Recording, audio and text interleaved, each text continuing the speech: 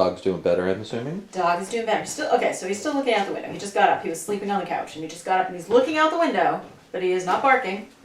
Just, hey, you there? No, Yeah. you're not there. Yeah, he'll go right back on the couch. All right, Coolio. Doing better. We didn't do the clap last time. All right, hold on. I'm not ready. This time. I'm ready. Hello everyone. Welcome once again at Academy. I'm Darryl. I'm Laura. And I'm going to do the little baby clap. Baby clap.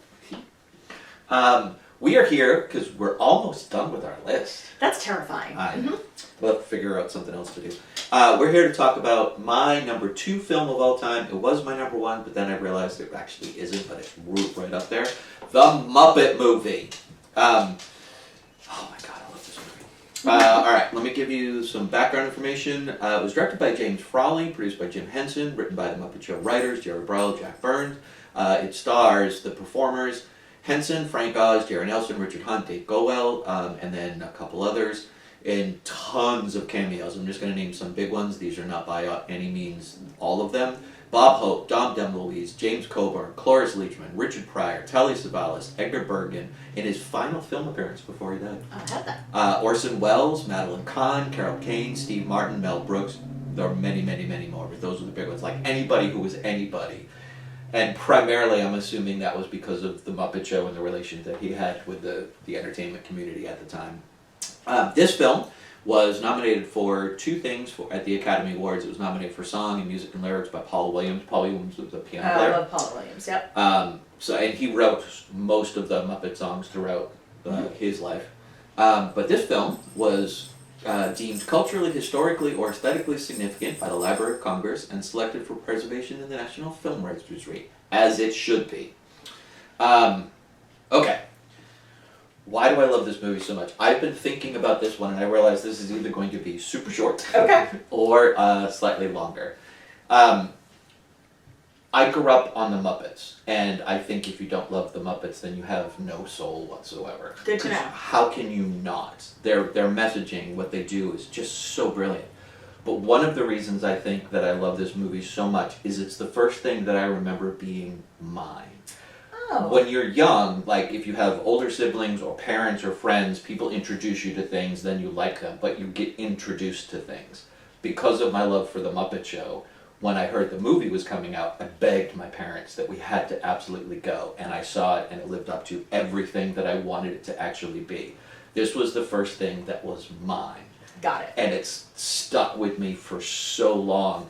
And one of the cool things about the Muppets, just in general, is they very rarely disappoint. Like, when Brian took over, things got a little different, but everything that they do with such care, such passion, and with such good intent. Like, this movie is basically just an adventure tale, but it's a really good one about friendship and trying and making it. And of course, because it's a Muppet movie, everybody gets what they want at the end. But that messaging, one of the good things that the Muppets do is they don't go over the top, but they also don't like dumb things down to explain things or over-explain things to kids to be like, here's the message of the day, kid. Like people, it's fun. They just show, they don't tell or preach. And in their showing, the message becomes clear and something that you kind of want to emulate. Like, I would love to be like Kermit. Like, he just has so many friends because he's just so nice to people. He's a good guy. Yeah, maybe that's how you get friends, is by being nice to people. The amount of lessons that I have learned by watching the Muppets over the years has 100% informed my personality. Just the general idea of this film. We'll get into some of the details, but when the film starts, it's an adventure tale. He's going to go to Hollywood because he is told, not for selfish reasons, but he is told that if he goes to Hollywood, he can make millions of people happy. And that's why he goes. And along the way, as he meets people, he brings in more people and more people, because that's fun. Life is better with people, with friends to do things with. Being solo, not so much fun. Having people around is fantastic. So I love just that messaging, and they just continually show that throughout. That resonates, and again, one of the primary reasons is because it was the first thing that was mine. I love that. So I am not a monster, so therefore, of course, I love the Muppets, and I love the Muppet movie. I don't have the tight relationship to it that you do, but that doesn't mean that they weren't part of my upbringing, and they weren't part of, like, I think it was like Saturdays at 7:30 or something. You watched the Muppet Show, whatever that was on, and so I do remember seeing the Muppet movie in the theater for the first time, and I actually, on this bunch of movies we were watching, I think I told you, I saved this to last because I was looking forward to it, because I haven't revisited it in probably 10 years. And so it was something that I saved because I knew it was going to be enjoyable, I knew it was going to be fun, and it was going to kind of set me off on a good, happy place. I've got a couple of questions for you about your love for the Muppet movies, because I was curious. You are generally anti-musical. There's been some exceptions that we talked about. This is a musical. Absolutely. So why do you love this film so much? How does the integration of music into this film not make it a musical you don't like? So I think part of it was because I saw it at young enough age where I hadn't really latched on to music. Music was always around, and in this, good musicals, the songs help illustrate and move things forward. This one does exactly that. Like, the songs that are happening are either plot progressions forward, think moving right along as they're going through the car, or they're reflective moments to have you pause and think about the things that had just happened. My favorite song in this entire thing is Gonzo's in the Desert. I'm going to go back there someday. Makes me tear up every single time. And that is a very quiet, very meaningful, introspective moment. You didn't see a lot of that introspection in particular in children's programming outside of the Muppets. It was flashbang kind of stuff. You know, you think of the cartoons we were watching at the time, or I was watching, Transformers, G.I. Joe, those kind of things, He-Man. They were not introspective. Well, let's take a moment and think about how you feel about something. So the music in this definitely enhances the film overall, for sure. And they're just good songs. They're not throwaway by any means. Paul Williams. I mean, he's a fantastic songwriter. Correct. So I think that makes sense. You mentioned the cameo roles, and like, for instance, like the big reveal at the end of Orson Welles is amazing. The sad thing for me, and I'm going to ask your thoughts on it, is this, like, the rest of the movie holds up great, and even like the cameos hold up great. The next generation does not know who any of these people are, which is so sad to me. Like, that moment will lose something. And so, like, you know, if I have not seen the new Muppet movie. They did a Muppet movie revival, I guess. Wasn't any good, and were the cameos still meaningful for the next generation? Yeah, so they did 3, and they were all, I think they were all, 2 of them definitely, but I think all 3 were written by, oh my god, what's his name from How I Met Your Mother? Segel. Jason Segel. The songs are not as strong, I would say that, although Am I a Muppet or a Man is quite fun. The cameos are very topical, so they're people of the time. So it's very much like this, that they're people of the time, but I don't think the movies are as strong.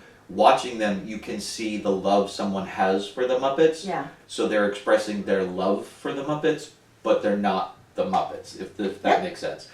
If you weren't part of the original, you're just doing an homage to something that you love, and that does take a certain element away from them, in a way. So they're fun, but they're not the same. Well, and that makes sense. And also, today, if you're doing an homage, or if you're being in the Muppet movie, you know who the Muppets are, and you know this is going to be successful, or at least it's going to be something people are going to see. I think at the time of the Muppet movie, you know, the fact they had Bob Hope and Milton Berle and, you know, all of the old-timey actors acting with these puppets must have been a little bit of a hard sell, probably, for some of them. James Coburn, I'm sure, was probably like, you want me to do what? I don't think so, because most of them had been on the Muppet Show at that point. Oh, okay. How long had the Muppet Show been on before? 3 or 4 years. Okay, I thought this was early in the Muppet Show. I got the timeline wrong. No, it was, the Muppet Show was definitely established and a hit, and something that all of the stars at the time wanted to go on and be part of. I could go on about the Muppet Show. I've read so many books, I know everything. But one of the things... Just like they were on Sesame Street. So, one of the things that they did is when someone would come on, if you were known to be a singer, they would try to figure out any other talent that you had and have you do that rather than sing your big song, although they did those moments as well. but they just created such a good, warm, welcoming environment. And to a T, I've never heard anybody say anything bad about their experience on that. So I don't think it was that big of a sell to be like, hey, we're going to do this, but it's just going to be like a movie out in public. Do you want to come do it? I don't think it was that big of a Oh, okay. All right, and I think I didn't realize that because I got the timing wrong. All right, so here's your next question. Sure. Who's your favorite Muppet?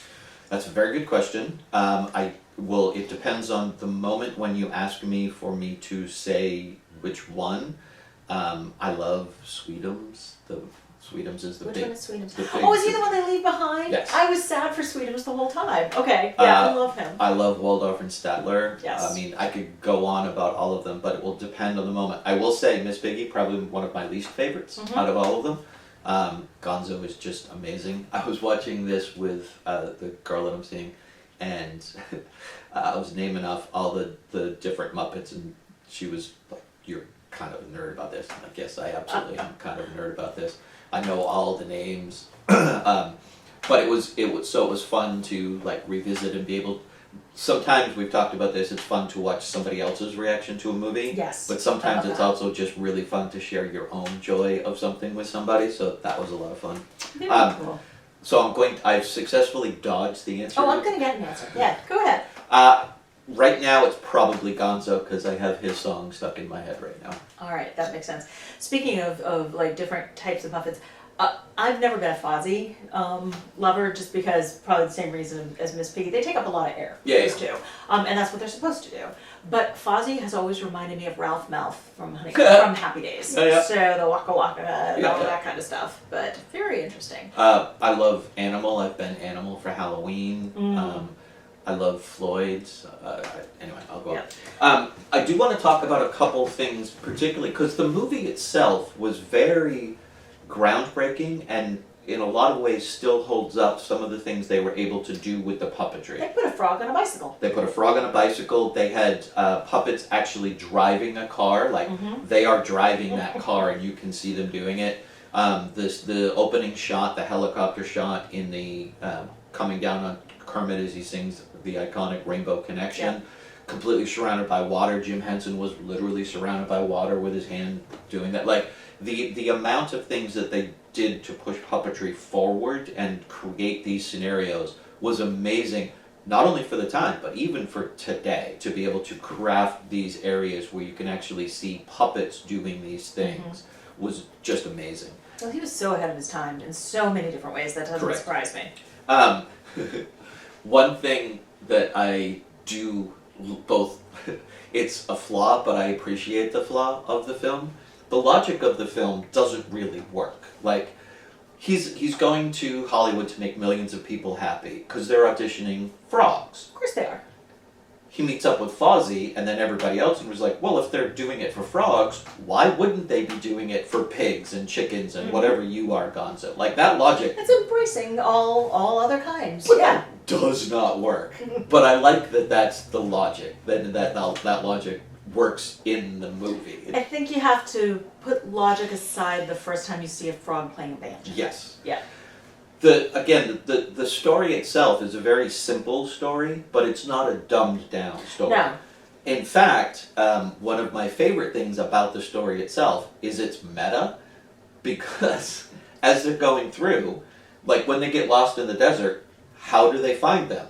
They have the script. Yeah, I love that. I love that. They knew exactly where we were. Exterior desert night. Yeah. They knew exactly where you were because they had the script. And the precursor to that was don't bore the audience by recapping everything. Just go read the script. Exactly. Yeah. So, and that panning to the audience, not pandering, but that panning to the audience Break the fourth wall. was constant throughout the movie. Yeah. So they're aware that they're making a movie, and it also starts with their showing of the movie that they're making. Like there's levels to it. They're not complex levels, but there are levels to it, and I appreciate that even as a 6 or 7 year old, however old I was, I could pick up on that. Well, that's the thing is you see this movie as a 6 or 7 year old, and then you can see this movie again as a 10 or 12 year old. Yes. And then your parents are seeing a whole different movie. Yes. So absolutely. But that's one of the things that I always loved about the Muppets is they didn't talk down. they didn't treat children as adults, but they didn't treat children as dumb kids. It was always direct conversations. One of the coolest things that I ever saw in television was on Sesame Street. Remember when Mr. Hooper died? I do. They did not say Mr. Hooper went off somewhere, he's in a better place. They said Mr. Hooper died. And he will not be coming back. Correct. Greatest thing I ever saw on television. Yep. Because it was direct, honest conversation. It was done sensitively, it was done with love and care, but it was honest. And I loved that. Do you, I'm sure that you do, the story of why they could see Snuffleupagus after not being able to see him? No, I don't remember that. So for a long time, Snuffleupagus, only Big Bird could see him, and what? Dave saw him as well. He thought he was dreaming, but he came out onto, I remember this, he came out onto his little foyer, whatever, little patio thing, and he was in his sleeping gown and his nightcap, and he saw Snuffleupagus walking down the street, and he rubbed his eyes and thought, oh, I must be dreaming, and went back, but Dave actually did see him as well. Alright, but there was a time when nobody saw him. Yep. And now, on today's Sesame Street, he's a regular character, as everyone else. Somebody wrote in, I don't know if it was a psychologist, psychiatrist, or whatever, or a social worker, who said, children are coming to us saying that people don't believe them when they're telling stories of bad things that have happened to them.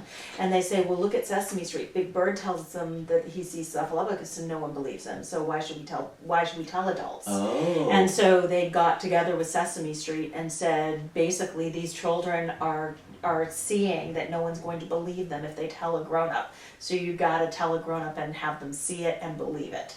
And so that's why they changed it. That's awesome. Isn't that sweet? That is very, very sweet. And Yeah.